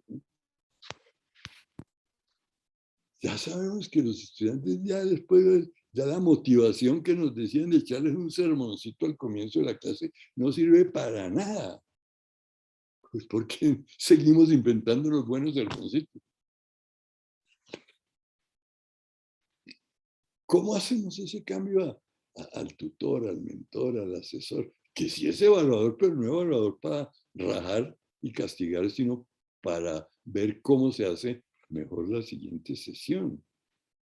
Pero sobre todo para presentar como maestro un rol en que los estudiantes que están ahí quieran ser maestros. No que me venga una niña que acaba de egresar de un programa buenísimo de preescolar en cierta universidad y me diga, es que mi peor profesora fue la de pedagogía. Y yo, hombre, pero ¿qué es esto? Mi peor profesora fue la de pedagogía. Eso no puede ser. ¿Cómo quieren entonces que no se aburran en la profesión y que busquen cualquier otro puesto para salirse o que se pongan a estudiar paralelamente para abandonar la profesión de educador, formador, tutor de los estudiantes? Y finalmente, es nosotros aquí, ¿no? en esta facultad, en esta ciudad, y así lo mismo le pasa a cada grupo, en donde tenemos que cambiar el rol de persona individual que es formador, que está bien formado, a que estamos actuando conjuntamente en un equipo deportivo, en una obra de teatro, en una serie de Netflix. ¿Y cómo nos relacionamos con los demás actores? Pues en todo grupo va a haber un profesor súper crítico, otro que ya no le interesa, sino acumular semanas de jubilación y no experiencia docente. ¿Cómo lo tratamos? ¿Cómo lo incorporamos en el cambio? ¿Cómo lo manejamos las directivas de la universidad con los profesores y con los coordinadores y de los colegios, sobre todo con los maestros y maestras de los colegios a donde mandamos nuestros practicantes?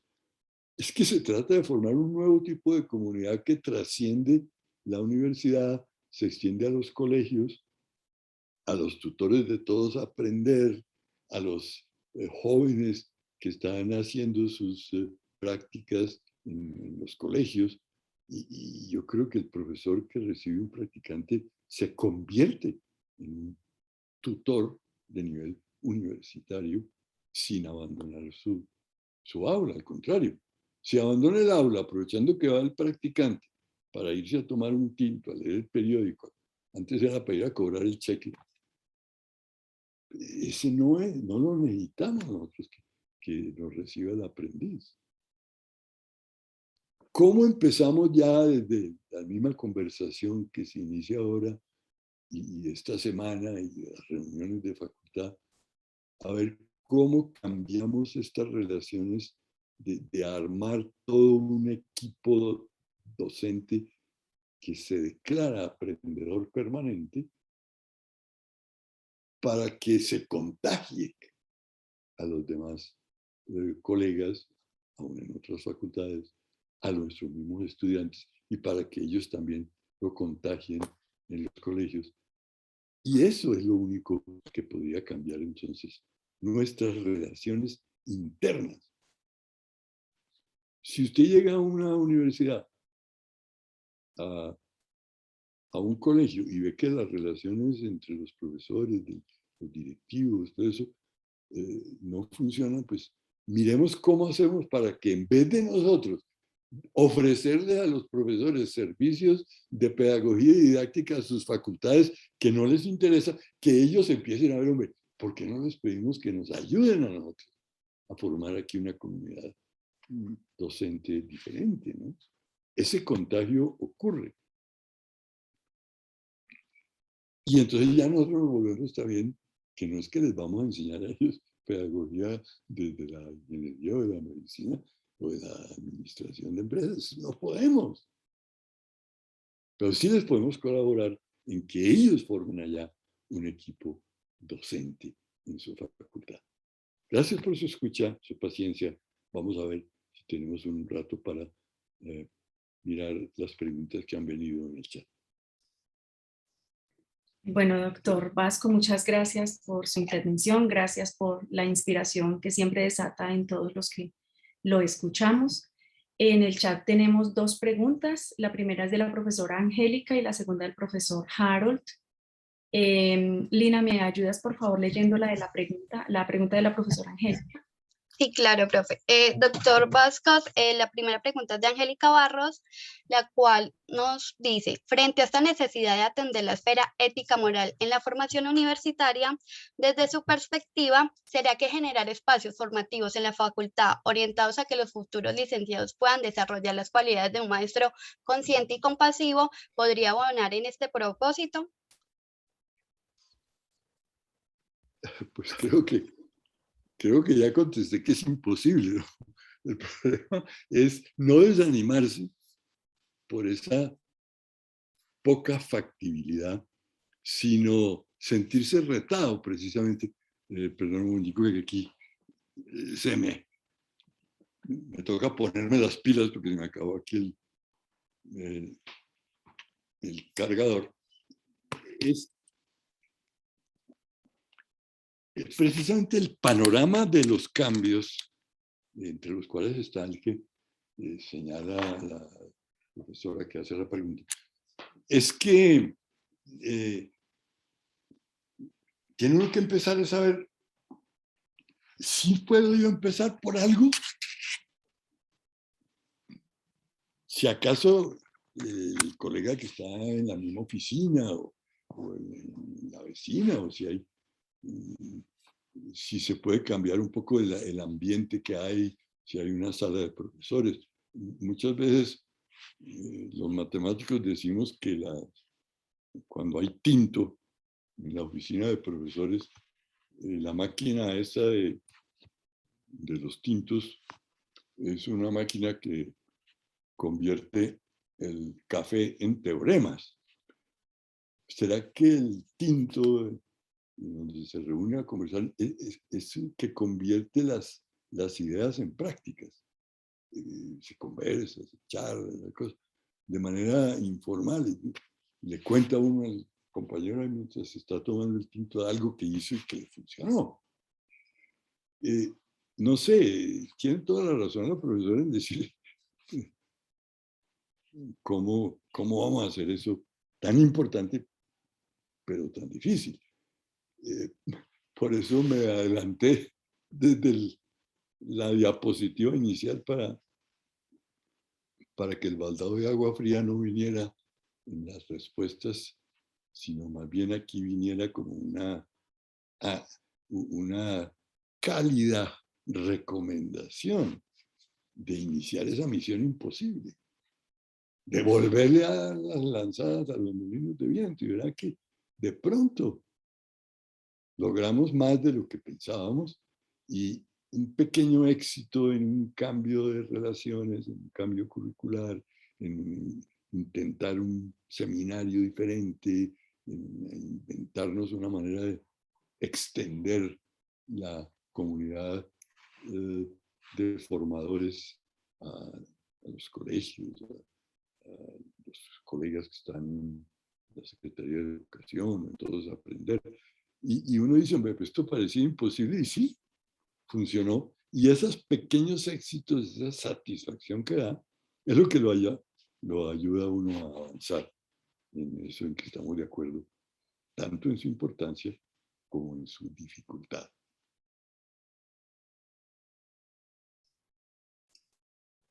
Bueno, doctor, muchas gracias. Y la segunda pregunta, Lina, por favor. El profesor John Harold Giraldo nos escribe: saludos al profesor Carlos Eduardo Vascon. Tiene dos preguntas. La primera, a propósito de la formación, ¿qué valoración le merece el nuevo documento de la Comisión de Sabios? ¿Su lenguaje es más técnico? Noto algunos desafíos del nuevo orden mundial, incluida la agenda ambiental, pero a mí me parece que lo que allí está es más tecnocrático. Y la segunda, la idea del maestro como alfarero, aunque con veneno, es similar a la que hace el filósofo Byung-Chul Han en Loa a la Tierra. Me gustaría saber su percepción del jardín educativo, de ampliar esa fascinante idea de la educación como cultivo. Sí, la primera pregunta sobre la misión de sabios antigua, que llamamos de ex-sabios, es que era una misión de ciencia, educación y desarrollo. Esta no, realmente la señora ministra, en una carta pública, ya nos excluyó a los educadores y dejó solo pues, personas de las distintas áreas científicas. Afortunadamente, pues en esa misión también estaba Eduardo Posada, estaba Rodolfo Ginás, y estaba mi alumna y ahora directora Sara Victoria Alvarado, y se logró con Clemente Forero, que fue también organizador y compañero permanente en la primera misión, que ese grupo estudiara el informe de la misión de 94, después el informe de los 20 años de la misión, que es muy poco conocido, y en ese sentido, pues lograron introducir algo de educación en un informe que se les había pedido que fuera solo sobre las ciencias, ¿no? Entonces no se puede pedir otra cosa, al contrario, me parece que logró Sara Victoria y Clemente Forero introducir temas muy claves también en el nuevo informe. Pero hay que tomarlo en combinación con el otro que sí era más y sigue vigente para mí, de Colombia al filo de la oportunidad. Respecto al problema de las imágenes del alfarero y el jardinero, y ahora están muy de moda los filósofos chinos y coreanos y japoneses y demás. Pues maravilloso que oigamos de esas sabidurías. Pero es que el Buda, cuando nunca escribió sus enseñanzas tampoco, pues hace 2600 años. Confucio, pues, mucho más antiguo. ¿Ya usted ha leído algo de Confucio? Pues no, hay algunos dichos del maestro. Es que estos maestros por algo no escribían, porque sabían que los informes se quedan en palabras, ¿no? Cogiendo polvo en las bibliotecas. El poder de los dichos de los maestros era precisamente que estos discípulos se consideraban sus discípulos, los continuadores de su misión. La metáfora de la resurrección del maestro, cuando vuelve otra vez el discípulo a decir, mi maestro me enseñó, mi maestro me dijo. Esa es la verdadera metáfora de la presencia real de esos maestros como el Buda, como el Confucio, como Sócrates, como Jesucristo. Es que de los primeros de la vida de Jesucristo no se conservaban sino unos pocos dichos en arameo. Durante 30, 20, 30 años tal vez no había nada escrito. Y lo que hay de San Pablo, el mismo San Pablo dice que no conoció nunca al maestro.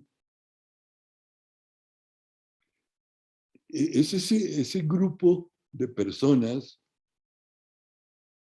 que se consideran apóstoles enviados por su maestro interior,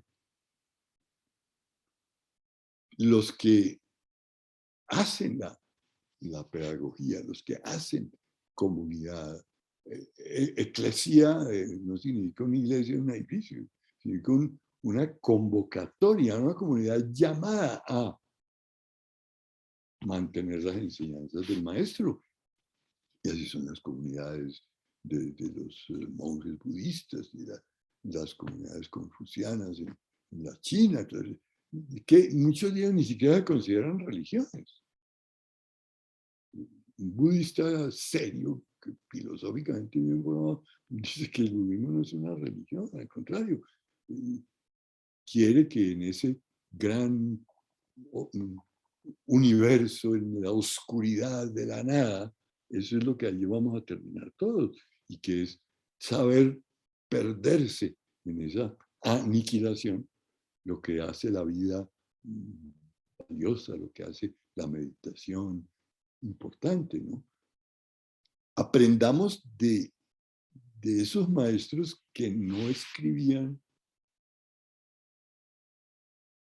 sino que estaban en grupos, en comunidades. Y fíjense ustedes que casi que podríamos sacar una deducción bastante terrible, y es que si su grupito del doctorado, de la maestría, de la ingeniería, tiene más de 12 estudiantes, seguro que le va a salir un Judas. Fíjense ustedes, las 12 tribus de Israel, pues eran 10, y llegaron 2, y después entonces Judas vendió a José. ¿Y por qué Judas vende a Jesucristo también? Es que serán maneras de decir que no entendemos nosotros por no saber leer la literatura antigua, que es cómo ser maestro, cómo hacer presente al maestro, cómo convocar una comunidad donde nos tengamos confianza, cariño, haber traducido amor al prójimo por amor, pues eso daña a todo el problema. Gracia, cuidado, sea cuidado cariñoso o no. ¿Usted cree que el buen samaritano amaba pues al pobre que le robaron los ladrones? No. Lo echó a la mula y se lo llevó para ahí, pagó para que alguna EPS o IPS se lo cuidara. Pero es que el cuidado es la palabra. El cambio en la ética, por ejemplo, de la ética de la justicia, la ética del cuidado, pues eso se dio hace muy poco. en los 80 en Harvard. ¿Y quién fue una de las principales? Una maestra de matemáticas, de educación matemática, la profesora Nell Nodding, la que vio que había que abandonar la enseñanza de la matemática por el trabajo de la configuración de una ética del cuidado, inclusive en la clase de matemáticas. Cómo Adam Schoenfeld abandona su trabajo de 20 años sobre cómo resolver problemas de matemáticas para decir, no, es que los problemas que tiene el maestro de matemáticas en clase son los mismos que tienen todos los demás maestros y son problemas de todo menos de matemáticas. Entonces empieza a ver cómo toma decisiones un maestro para resolver un problema del niño que le jaló las mechas a la compañerita, del otro que hizo trampa en el examen, del que le cogió el borrador y se lo tiró en la cabeza al otro, del que pega un grito y que se levanta al baño sin pedir permiso. Esos problemas diarios son los que hacen que el maestro sea maestro y que los alumnos lo quieran como maestro. Y eso empieza desde preescolar. ¿Sí? Recordaba yo ahora que vino una niña que ya es profesional, cómo ella cuando estaba pequeña llega a la casa y la mamá le pregunta, como todas las mamás, bueno, ¿y tú qué aprendiste en el colegio? Y entonces dice la niña, aprendí que la maestra, cuando me hace una pregunta, ella ya sabe la respuesta. ¿Cómo aprendió esa niña la perversidad que tienen las preguntas ficticias? Las preguntas que solo piden que repita de memoria lo que yo le enseñé. Eso lo descubrió esta niña antes de entrar a la escolaridad formal. Y entonces lo que queremos es escolarizar los preescolares. ¿Para qué se llama preescolar? El cambio de actitud es muy sutil y cuando usted se pone a pensar en la idea de formar como el alfarero, y usted está diciendo que el alumno es barro, y en español sabemos que significa barro. La embarrada, como me decía a mí un estudiante, mire, profesor, me da mucha pena, usted sabe muchas matemáticas, pero es que usted encuentra la manera de decirle a uno bruto de todas las formas posibles. Eso me hizo cambiar. Me hizo cambiar, por ejemplo, en no volver a tachar nunca con rojo una respuesta en un examen. Use el lado azul del lápiz y pongo una interrogación. Cosas tan sencillas como es. Nosotros le estamos diciendo al alumno que es barro, informe, y que yo lo voy a formar. Claro, usted paga $1.000.000 por una pieza de alfarería maravillosa, pero es de alfarería. ¿Cómo salieron los estudiantes de ese profesor de alfarería? ¿Aprendieron algo a moldear su propia forma interior? A ayudar a los estudiantes a autoformarse. Hay que tener mucho cuidado con las imágenes, por eso te digo, el consejo principal para usar metáforas que son necesarias porque siempre tenemos que comparar una cosa con otra y partir de la que conocemos mejor, no volver a unas alegorías que le saca a uno conclusiones que no pegan con el mensaje que usted quería dar a través de la metáfora. En cambio, el jardín infantil ese sí me gusta. Kindergarten inventaron los alemanes. Pero el jardín infantil nace precisamente porque las mamás tienen que empezar a trabajar a finales del siglo XIX y entonces alguien tiene que cuidar a los niños. Eran puras guarderías de niños. Y así las llamaban las señoras en Bogotá, en los barrios, ¿no? Si usted tiene que entrar a las 7 de la mañana, usted es la aseadora de la Javeriana, pues tiene que tener a alguien con quien dejar a los niños arriba en los barrios orientales, ¿no? Pero entonces, cuando uno empieza a ver que esas guarderías, hay unas niñas que cuidan y unas señoras que cuidan a los niños, las madres comunitarias. Eso es una maravilla de cómo se fue creando el cambio de guardería a jardín comunitario.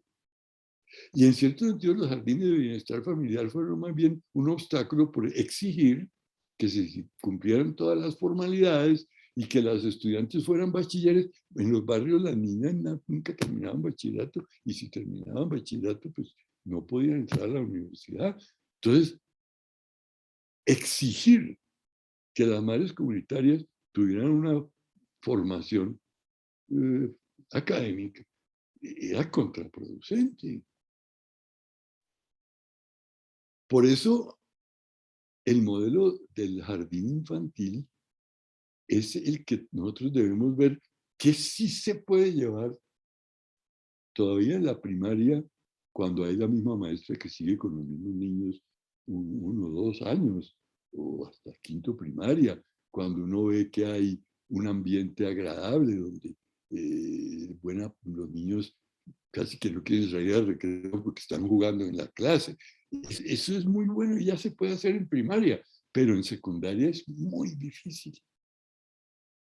¿Cómo transformar la metáfora en lo que es viable y potente, pero no tratar de trasladar lo que ya no es? No es lo mismo el rol de la jardinera que el rol de la maestra de matemáticas de tercero o cuarto grado. Pero ¿cómo se hace para jugar matemáticas y no enseñar matemáticas? Es muy difícil, pero se puede. Y así uno va viendo cómo se van trasladando las metáforas, teniendo mucho cuidado de filtrar lo que es potente y de neutralizar lo que pueda ser más bien contraproducente. No puede uno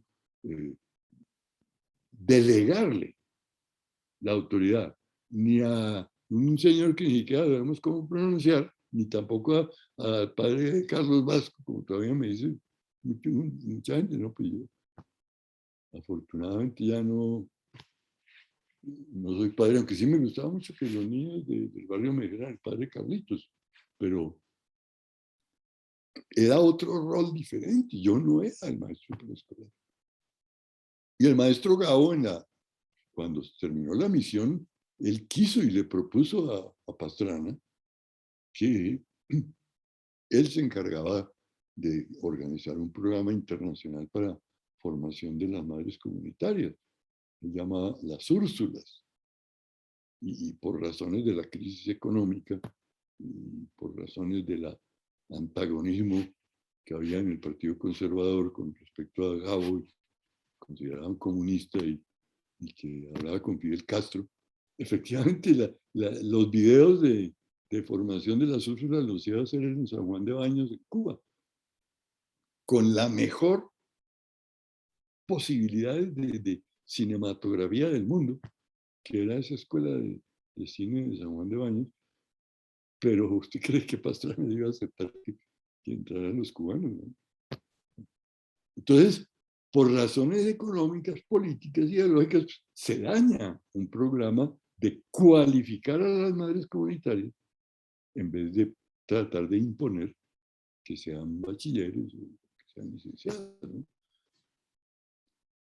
Hay siempre esa cuestión de que uno toma una buena metáfora, una buena enseñanza, un buen informe, un buen trabajo ya escrito, y se le olvida que lo escrito se rigidiza, se localiza en un momento del tiempo y del espacio, que requiere volver a recrear el ambiente en que se configuró ese escrito para configurar otro nuevo, pero sabiendo que lo importante no es el producto, que lo importante fue todo ese trabajo de llegar al acuerdo y cumplirlo lo posible. Y repararlo cuando se rompe, reforzarlo cuando se ve la oportunidad, aún clausurarlo formalmente para hacer otro mejor. Pero no creer que ya hay una enseñanza, hay un lema, hay un mandamiento, hay un informe, hay un estatuto que resuelve los problemas que están cambiando continuamente en la educación. Bueno, nos dieron las 11 aquí cuando menos pensamos. Doctor Vasco, Tenemos exacto. que despedirnos, pero les agradezco mucho la paciencia y la escucha. No, gracias a ti, doctor, por todo el compromiso, gracias por estar con nosotros. Es para nosotros un honor tenerlo, escucharlo cada minuto, cada segundo. En nombre del decano de nuestra facultad, Gonzaga, se tuvo que retirar porque tenemos actividades simultáneas, pero reiteramos nuestro agradecimiento. En mi nombre y en el nombre de todos los que nos preocupamos por este asunto de la educación, muchas gracias. Gracias por incitarnos a pensar, a repensar lo que estamos haciendo por la calidad educativa, pero sobre todo gracias por renovar nuestros votos y nuestro compromiso. Un abrazo para usted, un abrazo para todos, gracias a quienes nos acompañaron. Estamos en contacto. Feliz día para todos. Hasta luego. Hasta luego. Muy amable, muchas gracias. Muchas gracias.